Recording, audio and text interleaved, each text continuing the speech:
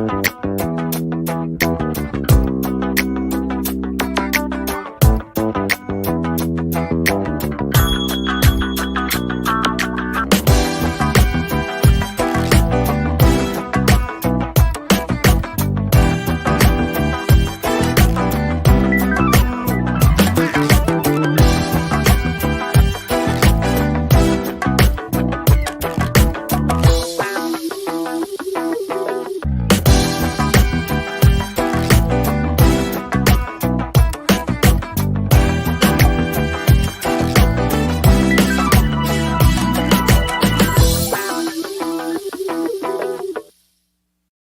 spend countless hours in the garage with your dad.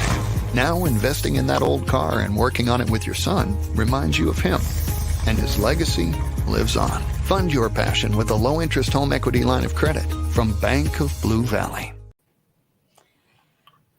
Wonderful, wonderful product placement. Hello, Scott. How are you? Doing wonderful. How are you doing, Aaron? Does it feel like a Monday to you?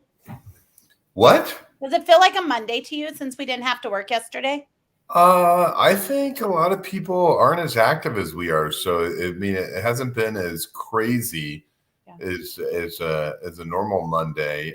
But no, it's rocking and rolling. People are rocking. Do you feel like a Monday? Well, I kind of did because, we have a lot of getting ready for school this morning, which is always exhausting on Mondays anyways. But then I was like, okay, what do I have to do today? And I was like, I've got to get out the link for Drinks with Leaders. And that is my Tuesday routine. So it threw me very off today. So I've kind of felt like I was Monday all day, but I'm going to appreciate this when Friday is Friday. Yep, our panel did a great job of getting that link out, but that's because they're very dependable and accountable, and that's why we love serving with them. So that's another unique thing. But one thing I have a bone to pick with you about, because you may be a little bit of a Gen Xer, and I'm a little bit of a millennial, and I feel like millennials, when it comes to how we split up responsibilities, like Julie, my wife, is the CFO.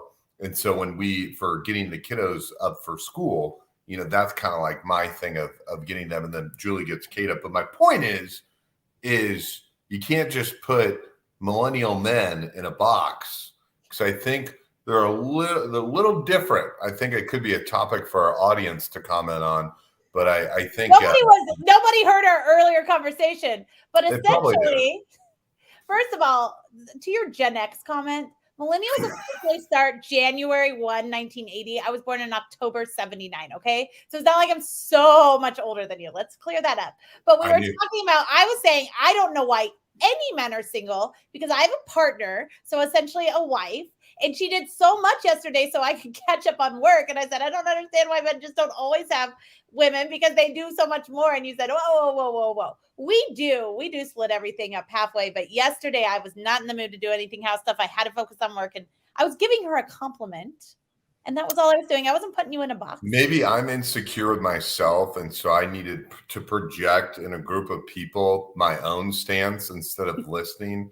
But, we can do it online and not offline. But, okay, so tell us, I do think that men, from what I know, I think that men that are, even Gen Xers, I think just that everything has shifted, that men and women really do split up a lot of the duties, especially couples that work together. I don't know if it even has to do a gender thing. If you're a good couple that works together, I think that's when that happens. Let us know. We've got to say hi to everyone. We've already got people over here in the comments. Let us know if you're here watching. Are you on Facebook, YouTube, LinkedIn? And which generation are you? Do you agree with us that a good couple does everything together, or does it have to do something with your generation? Listen, let's talk a little bit. I got to finally meet, I was so excited, the CEO of Bank of Blue Valley on Friday. You have met him one time. I hadn't had a chance yet. And we got to go to Bank of Blue Valley and have a wonderful conversation, right? Yeah, Brent is amazing. And Felicia, we love Felicia. But, what they're trying to do of making Bank of Blue Valley a player, not only as you think of them, the local community bank that invests in all the non-for-profits, especially things that we're going to talk about today, but their ability being a large institution in the country, their ability to lend to some of the largest, if not the largest companies in Kansas City. And honestly, that was something that that I didn't really know or understand. I kind of like slapped myself on the hand. And you think they're just such a giant organization. You're like, of course you can solve any business's issues. So, whether you're 100 million, 10 million, or you're $500 million, Bank of Blue Valley is someone that is going to be in that conversation in the years to come. Right. No, it was fascinating. We thought we knew a lot about Bank of Blue Valley, but we're continuing to learn. So we're going to continue to teach you as well. I'm going to pull up some of these comments, and then we have a fantastic panel today. So we've got Joel here, and he does say he's Gen X. We've got Madison. Hi, Madison, watching on LinkedIn. Madison, let us know. You might be Gen Z, I'm thinking. Carol's a baby boomer. She says we can work together, but we also need our own time. That might make me a baby boomer too. Ash says millennial here on LinkedIn. And Lindsay, okay, Lindsay, I'll claim it too. Gen X watching via LinkedIn. So I'm going to stick with my Gen Xers because you millennials do get a bad rap every now and then. So, all right, so let's talk about our panel real quick, and then we're going to bring them in. I'm super excited. So this is actually the first time we've ever sat on a board together. The KC Can board, and I am there because of you, because I rolled off another board and I said I'm looking for a new opportunity. And we have a wonderful event coming up. Do you want to talk a little bit about the event? No, I want our panel to talk about the event. My table is already booked for October 8th for KC Can, but I don't want to steal our panel's thunder. Okay, so we're going to bring everybody up, and we're going to talk about why they all decided to join this. But first of all, mark your calendars, October 8th. It happens to be my birthday weekend, so I might be in a very fun mood if you want to hang out with Scott and I. And everyone on this panel today, they are all board members with us on the KC Can board of directors. We're going to bring everybody up. We're going to bring them in. Boom, boom, boom. We're going to talk a little bit about what they do for work, but then also why they decided to sit on this board and help out. And it's one of my favorite things I've ever done. Real quick. Hi, Toby. Gen X rules. Millennial, barely, Madison said. So she checked in on us and made sure we knew she was not Gen Z. Is that what it is? All right, here we go. Are you ready? I got music. I'm ready. It's a great panel. Ready? Ooh, a little millennial hit here. All right. I feel like our first guest is a celebrity. I never thought we'd get her on our show. Here she is. Veronica. Hello. Melissa. Oh. Chris. And last but certainly not least, his video recently went viral on the KC Can TikTok page, Mr. Brian Switzer. Hi, Hello guys. there. Hello. Hello. How are you? Thank you guys so much. So we decided to do this last week, and we said, who's on board? And everybody jumped in because we were so excited about this auction that we have coming up. And we wanted everyone to know here. So make sure you're saying hi over here and get questions because this is a fascinating panel. So Veronica, we'll start with you. Who are you? What do you do? How did you get to Kansas City? And why get involved in KC Can? Okay, my name is Veronica Mallouk, and I got to Kansas City by way of KU. I grew up in a small town, Pittsburgh, Kansas, went to KU, and then got a job here in Kansas City. I currently work for creative planning. And how I got involved in KC Can is I'm actually one of the co-founders of KC Can. And the way that worked out is right out of college, I went to work for Anderson Consulting, which became Accenture, and was really involved in the community service organization within Accenture. And my husband, Peter, and I would go to the different events, and we were talking and we wanted to do more. And he said, we really should start our own foundation. And so that's kind of where it came. It came out of that Accenture community service organization. And so there are some board members that are still on our board today, Mike Keegan and Kevin Lawton, that are co-founders with us. And we got ourselves set up under the Greater Kansas City Community Foundation as a donor advised fund, and then eventually became our own 501c3. So that's how I got involved. And I am so thrilled that Scott brought on all of you new board members, and it's just grown to such a great extent. And we've got new, fresh people on the board with a lot of energy, and it's just been very exciting to see it grow. Veronica, one question I have is, I was kind of blown away when I first walked into the room and realized a lot of well-known organizations we know today got a little bit of a lift from KC Can that many people wouldn't know about. what are some of your favorite non-for-profits that you've supported that maybe in a time of need, you gave them a little bit of an extra bump and they're still rocking today? Well, we got really lucky that once we got to a certain point, and I think people kind of knew of us, and we got ourselves in a position on the website to ask for grants, and they were coming in, and we had different board members, whether they be advisory board or executive board members, brought us organizations, and we were able to find these organizations that were kind of in their infancy where they wanted to get to their next level. And it was very exciting for us to be able to help them do that. And one of those was Sleepyhead Beds, which I think a lot of people are familiar with. And it starts with taking old mattresses and refurbishing and cleaning them and taking bedding. And now they're doing even the bed rails. But when we got involved with them, they were kind of in their start and they needed to buy a box truck in order to deliver more mattresses. So we had them as a fund and need in our auction, which you mentioned October 8th we're going to have. And we did that as a fund and need. And we got them to the next point where they had this box truck and they were able to deliver more mattresses. So that was very exciting to get them to their next step.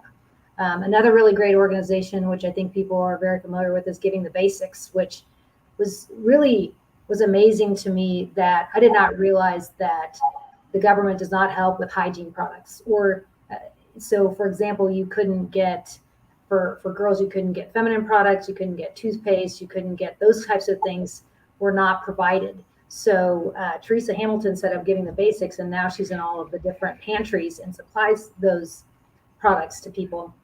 But the next thing she wanted to do was to put it in school districts. So Casey Can then came in, we did a fund and need, and we got them started in the school districts because they found that in the schools, a lot of the bullying was sometimes related to hygiene, right? So if someone smelled bad sitting next to you, girls couldn't go to school because they didn't have feminine products. So that was a really big help to them and got them kind of to their next level. And I think that's been very exciting to find groups like that we've been able to help. So those are two of my favorites. Do you want to kind of, in case somebody's not heard of Casey Can before, do you kind of want to explain kind of the structure of what it means to help? Like how does a Sleepyhead Beds or Supplying the Basics, how do they get to Casey Can, and where does Casey Can come? Like how do they get involved? Great question, Erin. Okay, so we are structurally set up as we have an executive board, of which all of us here are part. We also have an advisory board, and the advisory board is basically, we keep them involved. They can be involved as much as they want or as little as they want, but basically they come and they support us at the auction.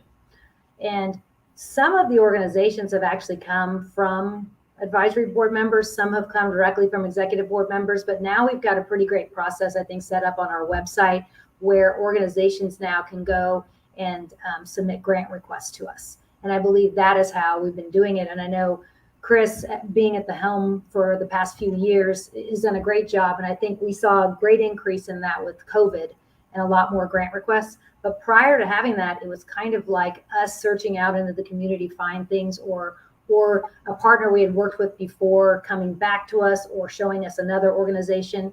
But I really think now people are coming to us versus us having to go to them. Would you agree, Chris? 100%. And this is the website that we keep referencing. So I'll keep pulling that up throughout the time. But essentially, caseycan.org. And it's a brand new website. I had nothing to do with it. The first time I looked at it, Chris said, please don't judge us, Erin. Next week, the new website launches. That looks great. So awesome. Well, Melissa, who are you? What do you do? How'd you get to Kansas City? And how do you get involved in Casey Can? All right. I am Melissa Sherman. I am a litigation attorney at Spencer Fane. So I do all manner of business litigation, people involved in lawsuits.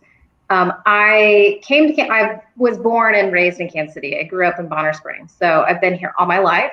Thought about leaving once or twice to go to law school, but decided ultimately to stay here, go to KU, and have been here practicing ever since. I've been a lawyer about 20 years at Spencer Fane for the last 4 years.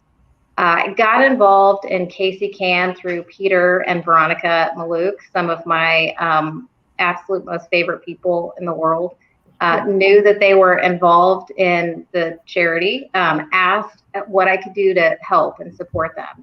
and have been going to the auction for many, many years, being a member of the board for the last several years, providing, donations, the items for the auction, things like that.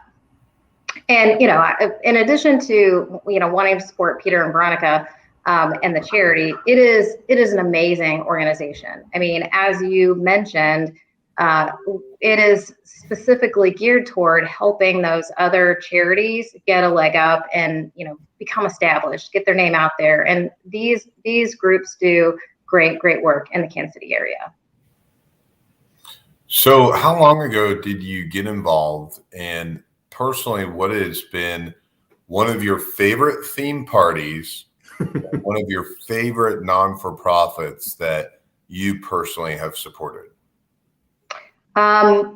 So I've been involved for at least 10 years. I know I'd have to go back and look specifically, but it's been a long time. And I've even got like a little plaque in my office for being a board member for 5 years. And I feel like that's been ages ago.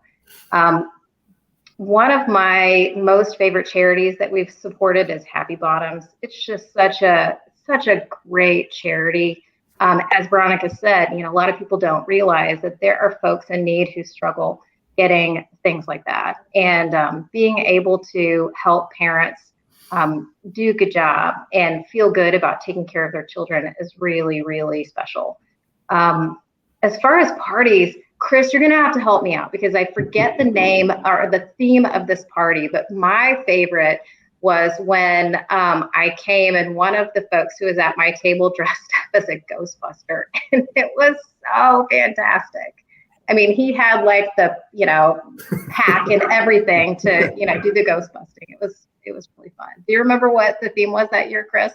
I do not remember that one. That may have been when I was involved. Veronica may know that one.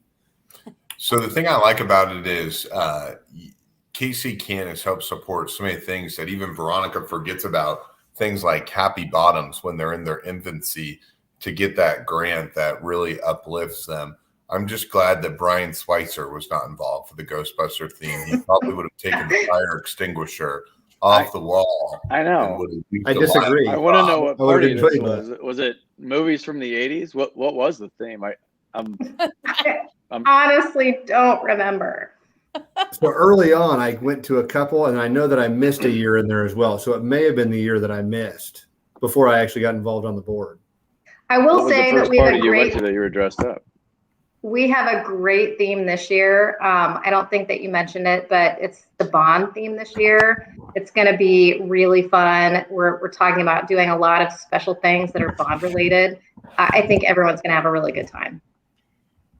Veronica's back. Ask her if she I'm remembers. sorry, I was having trouble with my camera. I'm so sorry. Veronica, do you remember the theme that we had the year that one of my friends would have come as a Ghostbuster? Well, I don't know. We did one that was horror themed, but I don't know that it would have been Ghostbusters. It could have been movies of the 80s. That sounds fun. Could have been. Could have been. Yeah, we did have, because we had it on Friday the 13th one year, so we made that the theme. We did. That was Friday the 13th. Was actually that one. Could have been Fighting the Ghostbusters. I wonder if it was movies or Fighting the Ghosts of the 80s or horror or I don't remember. It's been a long time. We've had it for so many years now. Mm-hmm. I wanted to jump in here. We can get a KC Can historian. We can assign that chair, and somebody needs to go back and find some pictures and get all those updated on the website. I nominate Kevin Mallouk for that one. He's not even on here to say no, so I'm just going to throw it out. I second. Yes. That's how boards work, right? If you're not here, you get all the work. Lindsay said she loves Happy Bottoms, and they're featuring them in the October issue where she works. So good job helping out Happy Bottoms. Chris, who are you? What do you do? How do you get to Kansas City? How do you get involved with KC Can? And then also, could you talk a little bit about what sort of organizations, what sort of projects the KC Can board looks at to help? Absolutely. So I am Chris Culbertson. I sell commercial insurance for creative planning. And I grew up in Blue Springs, so grew up in the Kansas City area, went to Mizzou, right back to Kansas City, and been here ever since. So early on in my career, especially coming on board here with creative planning, is I found, similar to what Veronica was talking about, just a really philanthropic organization. A lot of the leaders of the company were involved in things. So pretty early on, I joined several boards. I was involved in some different things. And we went to the KC Can auction each year.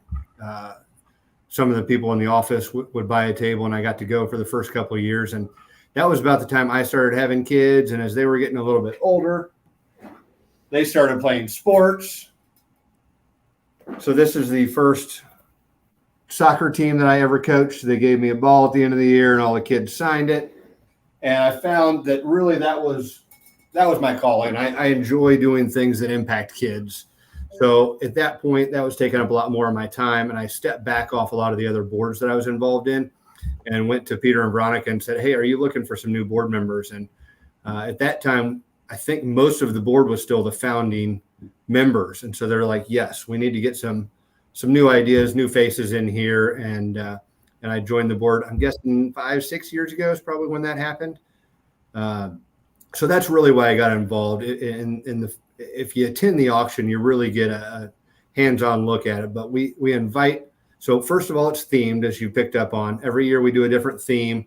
I'd say at least half of the people dress up in the theme, depending on what it is. Some years a little more, some years a little bit less. And then the other neat thing that we do is we actually do a fund a need. So a lot of organizations do that at their own charity auctions or galas or whatever they're called. We call ours an auction because it's not formal. They'll do it for their own organization, which makes sense. But for ours, it's an opportunity for us to bring another organization and put them in front of 400 or 500 people, which is essentially what we're doing every time we get a grant request. Is we're putting it in front of our executive board members, where we have 30 people that are influential in the community, and regardless of whether or not we fund that grant, we have 30 people that now know more about that organization, their project, their programs, what they're looking to do. And oftentimes we see a lot of good things come outside of just the Kansas City or KC Can board or grant that's being presented. So that's really what interested me. Is when I attended, I saw that fund a need. I learned a little bit more about a different organization. And really what I found is KC Can, our role is to identify 501c3s in the Kansas City area. And when they need some sort of a booster shot, whether that's to get off the ground or it's to get to a new level, we're the type of organization they come to and ask for a grant. So we look for programs or projects that are specific to children in the areas of education, basic needs, or wellness. So if an organization submits that grant in one of those areas, our grants committee then reviews all of those. And from there, they'll identify 3 or 4 that they'll actually invite to speak to our executive board. And that's where the executive board each member has a vote to decide how or if we're going to fund that grant request that came in. So that was the neat thing for me, is getting an opportunity to learn about a lot of different organizations and realizing that ultimately we get to be good stewards of the people that attend our auction or that donate to KC Can that may not have time to go out and vet these types of organizations. They don't have a grants process. Oftentimes they're just trying to, meet with someone or learn or just generally donate to an organization, not necessarily specific to a program. And we get to do that. And we've got a really great process with a lot of really good people involved to make sure that we're good stewards of those dollars. Can you speak to, I'm sorry, Scott, you looked excited to speak, but I just had a quick question. Can you speak to, I don't know if we're allowed to do this, so I'm not going to do it. I'm going to ask you to do it so I don't get in trouble. Are we allowed to say who the fund a need is this year yet? Ooh, I would imagine that we are. We haven't released it yet, but yeah, I don't know. Should this be breaking news here? I think this could be breaking news. Well, because they've been on our show before. So you decide because you're in charge. If not, do we have any breaking news music? Later. I say we do it. Okay. This year it's going to be, yes, get at least air drums or something. Yeah, drum roll. New House.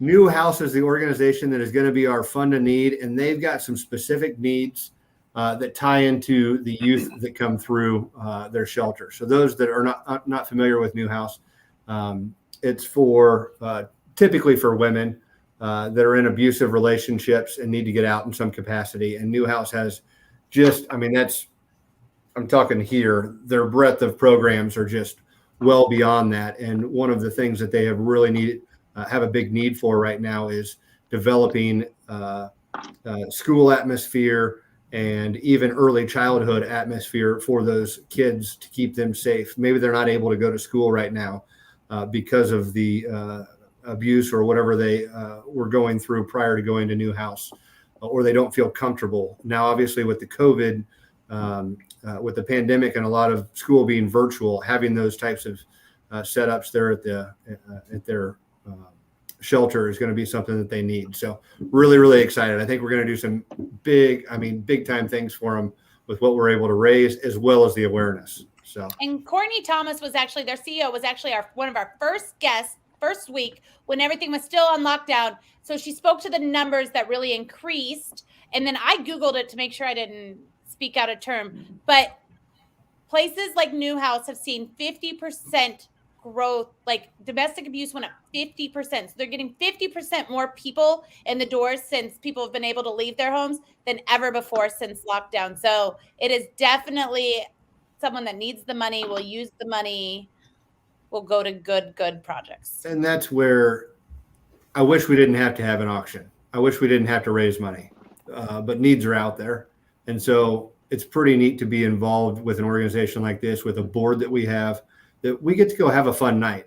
But ultimately that fun night is raising a lot of money to turn around and give it to our community. And it's stuff, like I said, when we're giving somebody a booster shot to start an organization or start a new program, the ripple effect is not just what you're seeing right then that day, but this is a program. I mean, Sleepyhead Beds being an example, right? Getting them off the ground. And now it's an organization that impacts hundreds, if not thousands of kids every single year. So it's pretty neat to just think about the ripple effects that come out of it as well.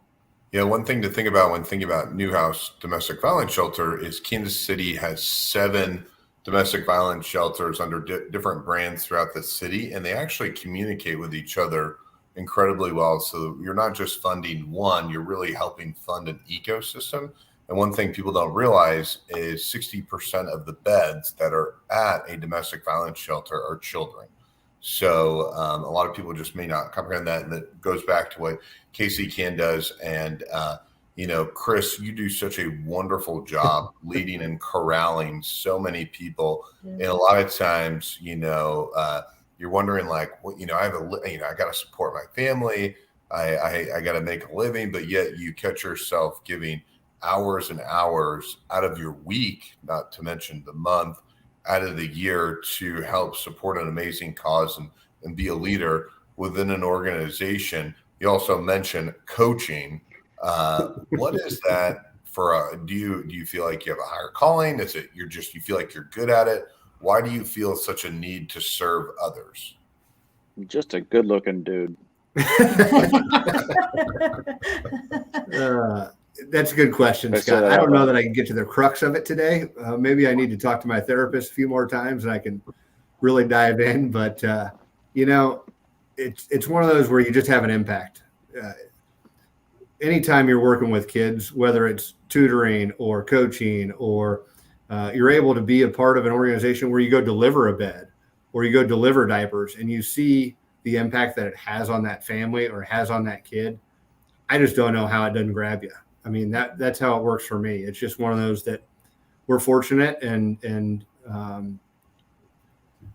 to be able to give back is a blessing.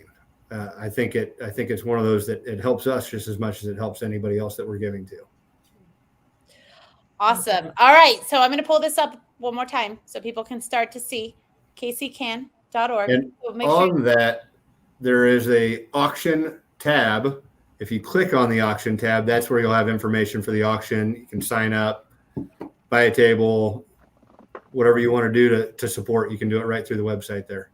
Amazing. All right, Brian Switzer, who are you? What do you do? How do you get to Kansas City? And how do you get involved with KC Can? Brian Switzer, Switzer Brothers Painting. We paint stuff. I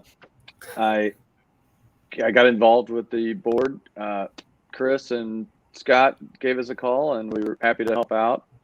I think the board meetings are really cool because we'll bring charities in and then they're in a room with other executives or business leaders that can help them out right there on the spot. Like this charity that we're helping out here needed a room built, and we got a general contractor, a flooring guy, a painter, and a furniture supplier to do the whole thing within like 2 minutes. We all committed to it. It was pretty cool to see all that come together and us work together and just get something done as fast as we could for them. It's, I don't know, it's stuff like that that makes us excited to help out. And Chris said it right. Like, we wish there wasn't a need for an auction, but there is, and it's a good excuse to get out and have some fun, to also, first and foremost, help somebody that needs it a lot more than we do. So Brian, I think one thing that's unique about your business is you're the largest non-union painting company in Kansas City. You also have family members that run union companies, completely separate. So there's not a job in Kansas City that's too big for you not to do. So that's amazing and super successful. But one thing that is going to be my theme when talking about Brian Switzer, there's a lot of things that you do in the community that are really exciting, that are really fun. But I think the most underrated thing about you is your sense of community. No matter what room you're in, you always provide a sense of community or a sense of belonging to others. And it's somewhat instantaneous. Where do you feel that comes from in your life, where you feel a need to help bring others together or to help support one another? Because everywhere you go, you kind of create a community of people. I'm not sure where it comes from. Like, people have asked me this before. You just kind of like connecting people. It just kind of comes in your blood. It might come from my mother, who over introduces everybody. Like, she's like, "Oh, Scott, have you met Chris?" And you're like, "Yeah, we rode together." Oh, we're married. That's my wife. Yeah. So I do the same thing. I would be like, "Oh, Scott, did you meet Chris?" And you would be like, "Yeah, man, we introduced you," or something like that. Like, it.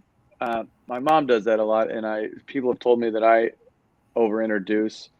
That might have something to do with it. I'm not sure though. I don't know. It just kind of comes natural. It makes me happy to help other people. You don't really look for a whole lot in return or anything at all in return. You just hope that somebody can connect with somebody else and do a good job by doing that. So one other board that you serve on, you're big in the Catholic community, and yep. One of the priests wanted to get involved in a Pinewood Derby contest where people make cars that they race. And for the Cub Scouts. How did you get the priest involved in the Pinewood Derby, and what was the name of his car, and how was it designed? Oh, I can't wait to hear It's not just a priest; it's the bishop. So he's the big dog in Kansas City here. Archbishop Allen? Johnston. Okay. Oh, Kansas City. On the Missouri side. Okay. Yeah. So I sit on a board called Bright Futures Fund, and he is our boss in that. And we just kind of became friends, I guess. And he used to be in Scouts when he was younger, and I was like, "Hey, man, you want me to call you for some stuff, some hikes or whatever?" And he was like, "Yeah." And then I called him like, "Hey, we got the Pinewood Derby thing going on." And he was like, "Well, I don't have a car." So I built him a car, and it was all black with a white strip in the middle, just like awesome. A priest collar. Like his collar. He placed like 6th place in the thing. That's awesome. And he was real fun to hang out with that day. Like I was dressed as Ricky Bobby, and the opening prayer for the thing, I was praying to 7-pound, 6-ounce baby Jesus. And then he looked at me, and I was like, "Maybe you should be doing this." And he was like, "Just stay in your lane." And then he said a much better prayer than I did. Of baby Man, Jesus, that was like 5 shirt. different metaphors in 10 seconds right there. But the purpose of that story was to make Veronica laugh. And that was awesome. And where were you when our kids' Pinewood Derby car did not even make it down the ramp because the wheel got stuck to the side? It was it's all about the Peter's worst father moment ever. The quivering lip. It was. He still has nightmares about it, actually. It was horrible. Your Cub Scout son's car didn't even make it down. No, Stop rubbing it was horrible. I can't even tell you how bad it was. And then the second son's car, he barely did anything to it, and it did way better. It won some of its heats or whatever. It didn't do like awesome overall, but the first kid kind of lost out on the whole Pinewood Derby car. Maybe that's why he stopped being in Scouts. I'm not really sure why. The collar got moment. 6th place. The Bishop got 6th place. It's as easy as that. Come on. Oh gosh. All right. Well, Randy's going to check you out over on TikTok. I think that before we move on, my number one question is, do you already have your outfit picked out? Because you're kind of known as the guy that will come out the most themed out. And maybe we should come up with a prize that if somebody out themes you, that would be kind of a fun thing to do. If someone over here. Wager. I feel like Brian should put that up. Accepted, anyone. Challenge accepted. I've been researching it a little bit, and there's not. It seems like all these Bond villains that you thought existed are all actually just from Austin Powers. So it could carry over to that. I could be a Ghostbuster. I'm going to call that guy and get his costume. But I don't know. I do not have my costume picked out yet. There are few to pick from the guys. There are lots to pick from the girls. You could just go all gold, which Nikki has not. She doesn't know she's doing that yet, but she is. That's your wife. So she's the best. I dressed her up in an ugly sweater party one time for a Christmas party, and it was not an ugly sweater party, and she was kind of mad at that. Oh. You did that to her at other. You've dressed her up for weddings too, but we're gonna leave that there when you weren't supposed to dress up. Right? Weddings, big brothers, big sisters. I told her we had to dress as Mr. and Mrs. Santa Claus, and she didn't know that we didn't have to, but we did anyway. But, all right. Well, Brian, thank you for coming on today. Brian moved stuff around to be here today because we wanted to do the challenge of whoever can out theme him. So next we like to talk about this year's been tough, and it's been even tougher to see. I think sometimes we're in our seats, we've seen people like Newhouse that are in tougher positions because the year's been tough. But one of the favorite parts of this show for a lot of people that come and watch it is the optimism and talking about a win this past year. So Veronica, what's been a win this past year for you?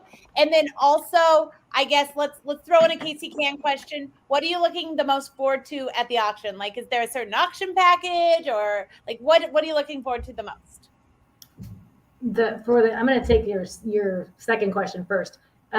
Honestly, I'm just looking forward to everybody coming back together again. And it's really exciting for me. Stole mine, Veronica. What's that? I said you stole mine. Oh, I'm sorry. Well, it's also the first year. It's also the first year that our new board members are really going to have an auction. I mean, Chris did an amazing job. The auction committee did an amazing job doing the online auction, but this is the first time we're all going to be able to really party together. And I think it's really awesome that all of these people are going to be coming together. And even our attendees beyond our board are going to be excited because we do have older people that are hopefully in attendance. And I think that's fun for them because I feel like it was a very isolating time for, the older generation as well as it was for the teenagers. But I just think this is going to be a great year to come together and for our new board members to really see it come to life, I think. And your other question, could you repeat that one? I'm sorry. Just what's a win you've had this past year? I honestly think the win is hope. I don't even want to say coming out of this because I still think we're in this, but I do feel like coming out of it and for kids to be back in school. And I know maybe it's not exactly perfect, but they're in school. People are going back to work. I think the country together is wanting to come together and to get through this and for people to have some more sense of normalcy. And that's really, it's not really a specific win. It's just more of just kind of seeing a light at the end of the tunnel. And hopefully with the rest of this pandemic that it can, continue to go down and people not be as affected and we don't lose as many people or have as much struggle. So I want to share something with you that I think could also make your win list. I'm going to say your win too. Okay. Are you cool with that? That's great. Anybody want to jump in? Go ahead. When you guys put the heart on the creative planning building last year, right when it was starting to come out, I don't think you understand how many people that made their day. we have a lot of conversations, a lot of us on here network, and that was a constant conversation. But my kids call it the heart building now, right? Oh, that's great. I think kids noticed it. So I think that was something awesome that you guys did. And I'm not sure you even knew how many people you would touch. So I think that's a good win too. I think it's a great win. And I feel like I shouldn't steal Peter's thunder because I'm going to give that win to Peter, not to me. But yes, thank you. I'll take that as a collective and I'll take that back to him. But I think you guys are a team. You're a team. Everything is yours and his. You're right. That's fun. You're right. It's like a millennial. Steal the thunder. Yeah, but it's funny. Think about it, Veronica. There is the Darth Vader building right next to you, and now you get to be the heart building. So that was just talk about doing good things and being rewarded for it. That's just hilarious and awesome. Thank you. It was fun. And really quick, I do want to say how awesome it is that Melissa was on our advisory board and always supported us from the beginning. We had girls that went together in preschool, and it's amazing that she stuck with us as long as she has, and now even become a board member and a very active auction committee member. So kudos to her for being with us from the long haul. So thank you for that, Melissa. Mm-hmm. Thank Melissa, you. what has been your biggest win this past year, and what are you looking forward to at the auction? Well, I mean, I guess I would say professionally, my biggest win was a good resolution for a client in a case. It's technical, but sometimes you have to take cases to trial. Sometimes you win them before trial. With this particular case, we got a win before trial, and it was fantastic for everybody. So that was professionally my biggest win. Very, very heartwarming when you can get that result for a client. It just feels really good.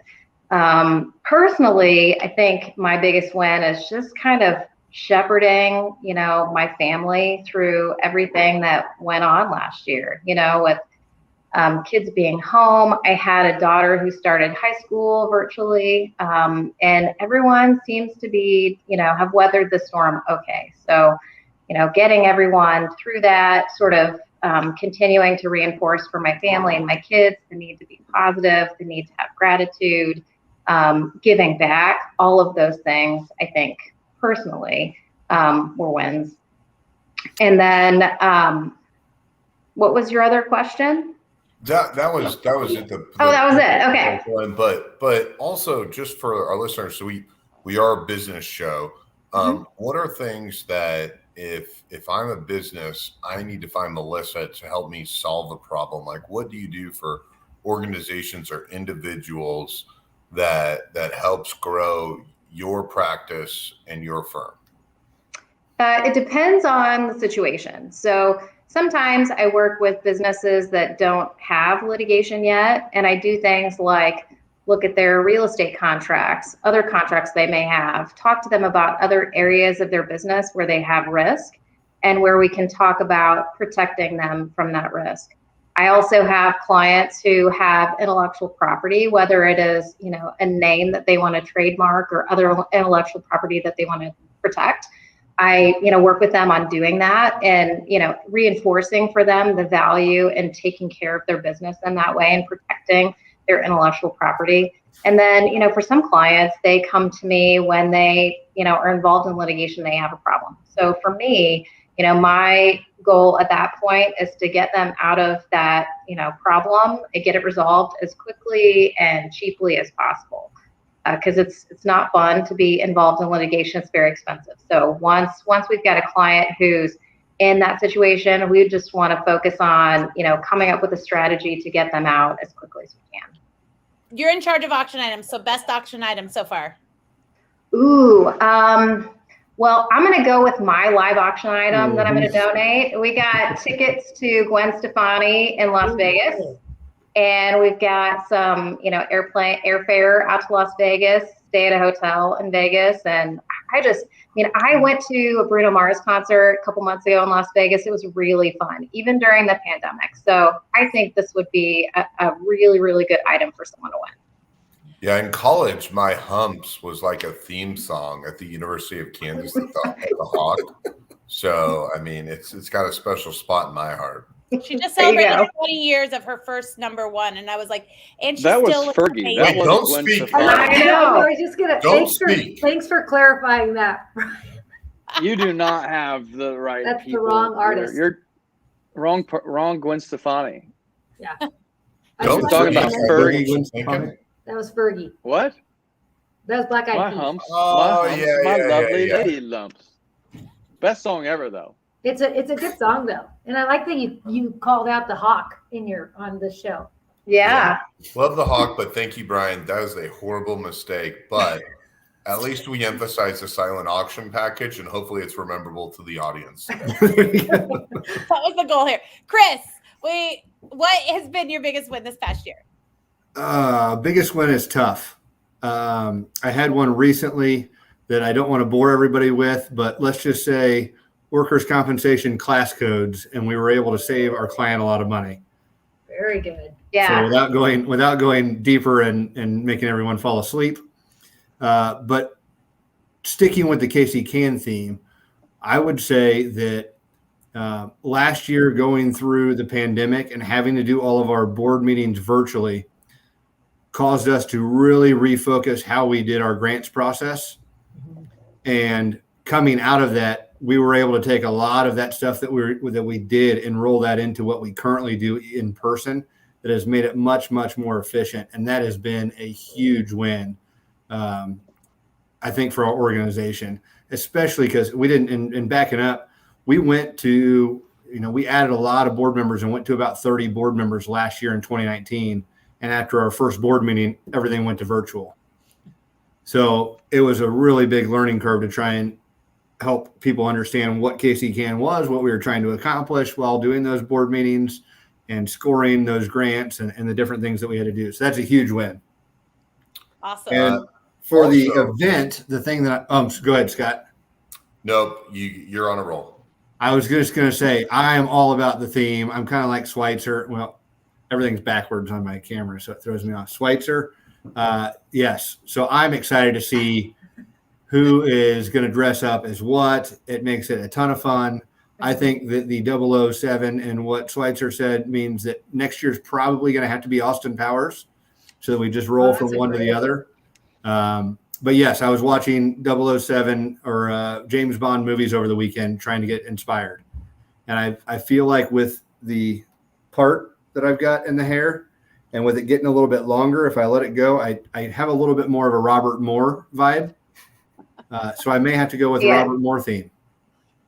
Well, one thing I was going to say from a business perspective, Brian and I were talking about you, I want to say Monday or Tuesday, but you're talking about someone that you really want looking after your business, and your name comes up a lot. So holistically, if someone's looking for someone to go the extra mile, just like what you do for Casey Can, I can't think of someone better from a property and casualty and healthcare perspective to look after their business. And I compete against you for a living. So I think what you do is absolutely amazing. And we were talking to the owner of Martin City Brewery about that as well. So we thought that was, we were bringing you up and you weren't even around.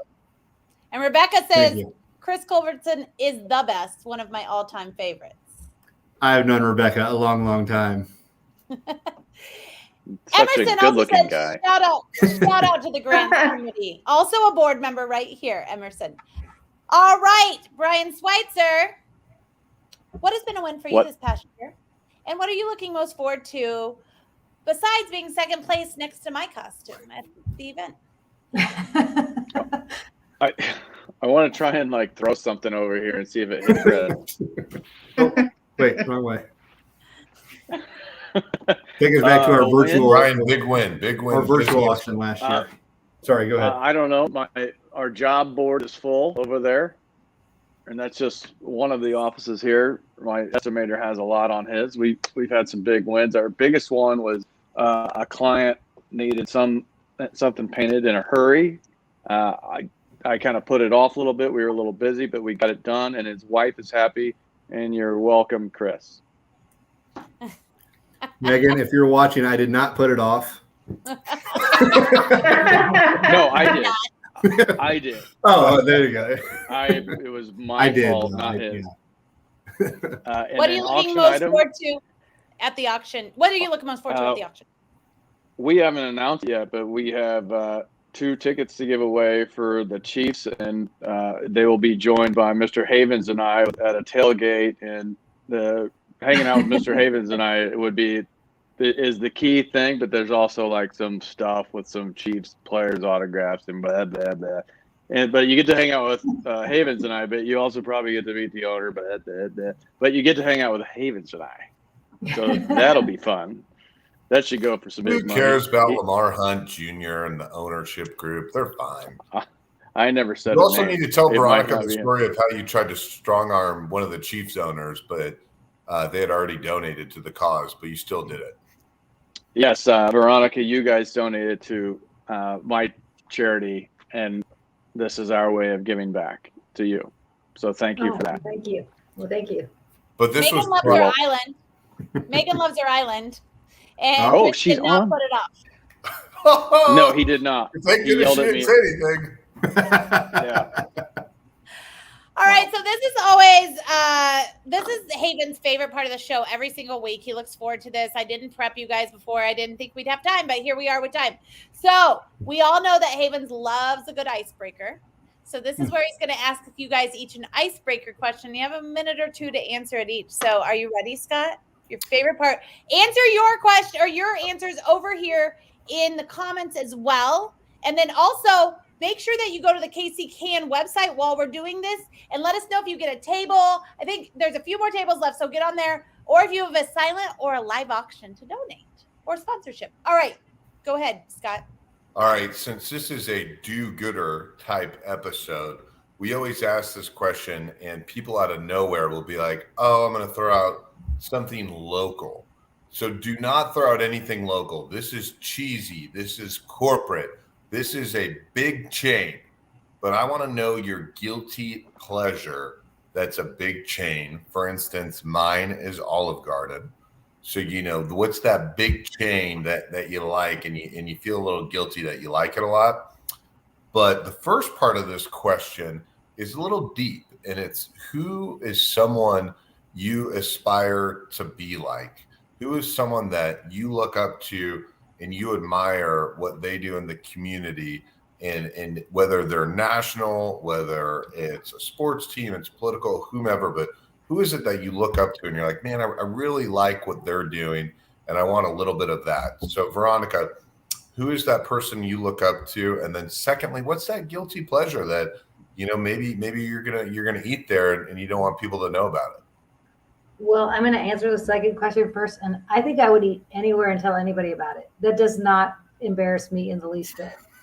If there's good food, it's all good. I'll shout at the rooftops and let everybody know. Gosh, I always just want to say an ice cream place because I like ice cream, but it's kind of a boring answer of anything. Dairy Queen, Andy's, Twisters, anything, any of those. But I don't think that's embarrassing.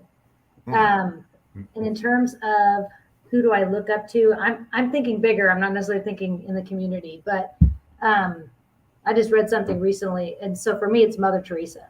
And I think part of it is she served a community that was overlooked and that no one was going to touch or be around. And it was the slums and those that were sick, and, seeing those people. We need to see all of the needs. And I think not necessarily the ones that are obvious to us or the ones that are easy for us to reach out to. I just think she went to the hardest part and went and helped and served every day. So Mother Teresa. Isaac would like you to also check out Yogurtini. That's local. Thanks for the That tip. is local. It's a local franchise, so it's I'll both. try that. You can go support locally, but it's also big, so that's a good answer. Baskin Robbins is good too. Anything. Yeah, I was thinking Isaac is a community pillar that a lot of people look up to, and I always think of it as local. I didn't know yogurt. I always think of him as Yogurtini. Melissa, what is a place that's corporate that you like to eat at? And then also, who's someone in the community, again, nationally, historically, whomever, that you look up to? I'll start with the second question first. and maybe it's me because I'm a lawyer that I look up to her, but for me, it's Ruth Bader Ginsburg. She was a fantastic lady, really championed a lot of causes, and really sort of ferocious and bright until the end. And I just admire her so much. My kids are all girls, so I have 3 girls, And she's someone that I can hold out to my kids as an example for, fighting for what you want, being, tenacious, not letting people tell you no. So I really, really love her. Corporate chain that I like to eat at, I suppose for me, honestly, I so love this brand that when I heard your question, I immediately thought Chanel because it is super guilty. But I wouldn't eat a Chanel, but I don't know, maybe someplace like Outback Steakhouse. I could like Outback Steak, that's pretty hard to compete with, That's what we're looking for. Right. And by the way, I think Ruth Gator Bingsford had a great quote about how many women is too many women on the Supreme Court, and she said all of them. And I thought that was a great quote. Chris, but 4 minutes left. 4 minutes Chris, guilty pleasure. Who do you look up to? Guilty pleasure. That's a tough one. I haven't been there recently, but I'm going back. I used to love it as a kid, and it has made a big comeback because of Fancy Like, but Applebee's. Yes. I mean, I need to get back over there and eat some of that. They had like a mesquite chicken. Onion ring blossom? No, that's Outback. Applebee's, they have like the Fiesta lime chicken and they have the wings. Fiesta lime chicken. It's like Gwen Stefani, my humps. Yeah. Stefani's. Listen, Chris, side yes. note, go to the Applebee's on Shawnee Mission Parkway. Ask for Matt. He's been there for 12 years. He'll make sure you get it perfectly. Not that All right. I like it. Someone that I look up to. My parents start there. My mom would literally give you the shirt off her back, like that type of person. Like has never met a stranger, kind of like Switzer's mom. My dad's a doctor, and I remember the impression when I was young. Like we'd go to a restaurant, and undoubtedly we'd run into at least somebody that was a patient of my dad's or something, and would just, glow and thank him. So his bedside manner must have just been tremendous. Another one that she'll probably kill me for saying this, but Peter and Veronica are just, they've been very influential in my life, especially the last 10 years being a part of the organization and being a part of KCCAN. But the impact is huge, and their ability to make something that seems kind of complicated very, very simple and just go out and do good is something that's really impressed me. Thank you, Chris.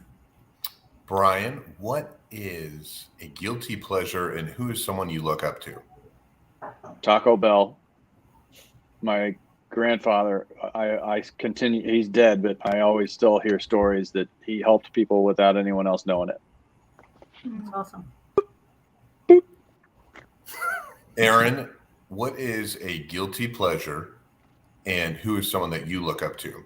Mine's Applebee's. They even follow me on Twitter. It's not a secret. Everybody knows. I love it so much. You know who my favorite person right now? I always change on this question, but right now my favorite girl crush, Michelle Wimes, she's the DE&I chair over at Children's Mercy. Husband is a federal judge appointed by Obama. But what I love about Michelle is she has continued to grow and grow and grow in her position, always saying exactly what she thought. And for a girl like me that has a lot of opinions, I like to see somebody that stands by their opinions no matter who's in the room. And so Michelle Wimes, I love you, Michelle.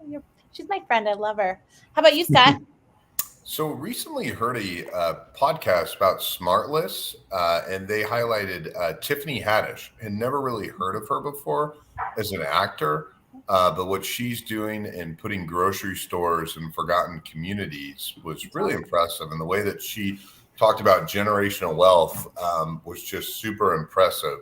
And speaking of the heart building, I was out with Chase McNulty that won the Mr. K award, and not to tie everything full circle, but he was like, "Hey, how do I get on the KC board?" And I was like, "What? Wow. How do you know what that is?" And, when you think of the Mount Rushmore of Kansas City, whether it's Buck O'Neill or Ewing Kauffman or someone like a Terry Dunn, I think people really feel that the Mallouk family is putting themselves as someone that's serving. So to Chris's point, they're probably going to punch us for saying that, but people just follow people they want to be like. And so that was the point of the the conversation. I knew someone would throw it out there, but I think we all gravitate towards things that we want to be like, or maybe something we don't have in ourselves that we see in someone else. And we hope that on this show, sponsored by Bank of Blue Valley, the people in the audience tune in, not because Aaron and I have a show called Drinks with Leaders, and hopefully they do because Bank of Blue Valley is a great sponsor, but they do it because of our guests, because they want to tune into our guests. So Aaron, what do you think about that coming up on an hour? That was perfect, Scott. So let me close it out really quick. First of all, make sure that you go to kccan.org. If you have any sponsorships, come straight to me so I can put them under my name. I'm totally joking. Go to kccan.org.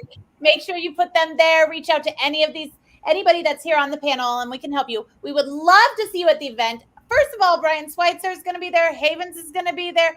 Everyone on this panel is going to be there. But if you want to be in for a good party, I mean, I've been to weddings where Brian is, and an afternoon before the wedding, you get the want a pre-party text. So you want to be there with Brian Switzer, okay? Havens, Chris, Melissa, Veronica, and everyone else on the board. Make sure you go check it out. Thank you so much to Bank of Blue Valley. Thank you so much to our guests, and we'll see you same time, same place next week. I'm going to go look for your DMs. Bye, guys. Thank you all. Thank you very much. I think I'm the only one that didn't Bye-bye.